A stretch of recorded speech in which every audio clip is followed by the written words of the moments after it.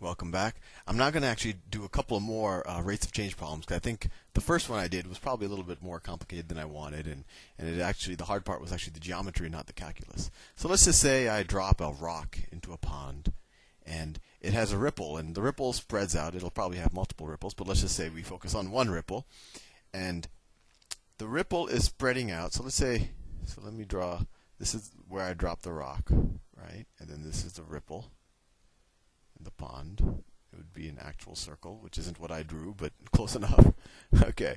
So let's say that the ripple, so let me say that, let's call R. R is not for a ripple. R is the distance that the ripple is from the center, from where it started from the get-go, right? And it's not by chance that that's also for radius. So let's say that the ripple is moving out at 2 meters per second. So the rate at which R is changing with respect to t is 2 meters per second. And what I want to know is, what is the rate at which the area of that's kind of included by this ripple, right? What is this entire area? How fast is that changing with respect to time when the ripple is, let's say, 3 meters from the center, when the ripple is equal to 3 meters. Well, do we know any relation between the area of this circle essentially and the distance of the ripple or the radius? Well, yes, we do. Area is equal to pi r squared. And so we want to figure out the rate at which area changes with respect to time. So what does the chain rule tell us? The chain rule tells us that the rate at which A changes with respect to t is equal to the rate at which A changes with respect to r times the rate at which r changes with respect to t. Well, we already know this piece, right? We already know the rate at which r is changing with respect to time. That's right here. So all we have to do to figure out the rate at which A is changing with respect to time, right? That's this one right here. Is we just have to figure out the rate at which A changes with respect to r. Right? Well, that's just the derivative. The derivative with respect to r. So we just say the derivative with respect to r, do it of both sides, of A equals the derivative with respect to r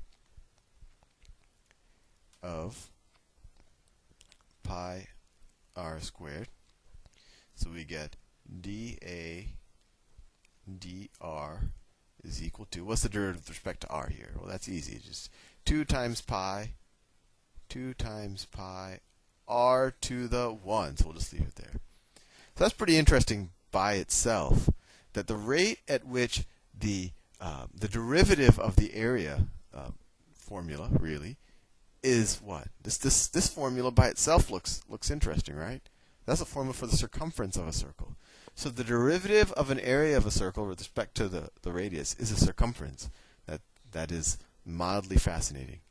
And something even more interesting is to figure out what the integral is figure out what the antiderivative is of the area, and compare that to the volume of a sphere. If you can look it up on Wikipedia or something, and you can, even look and compare that to the surface area of the sphere, and just keep taking derivatives and integrals, and there'll be some pretty interesting relationships. But anyway, back to the problem, not to go on too far of a tangent. So we figured out the rate at which A changes with respect to r. So going back to our original thing, we now know that the rate at which A changes with respect to t is equal to the rate at which A changes with respect to r. Well, that's just right here, right? The rate at which A changes with respect to r, well, that's just 2 pi r, times the rate at which r is changing with respect to t, right? Well, the rate at which r is changing with respect to t is just right here, right? 2 meters per second. We figured that out. So 2 pi r times 2, and I won't include the units because that might confuse you right now. So the rate at which A is changing with respect to t is 2 pi r times 2. Well, are we done yet? Well, no, because we haven't substituted yet for r. So what is r? Well, we know r is 3 meters. So dA dt is equal to 2 times pi times 3 times 2. So what is that? 2 times 3 is 6, times 2 is 12. 12 pi, and it's meters squared per second, right? Because it's the rate at which area, square meters, is changing with respect to time. And if we multiply out the units, we would have gotten the same thing right here. So in the next video, I'm going to do a slightly harder rate of change problem, just so that you see that it doesn't only apply to kind of purely geometric things. It applies to pretty much anything that you can find a relationship between two values. See you in the next module.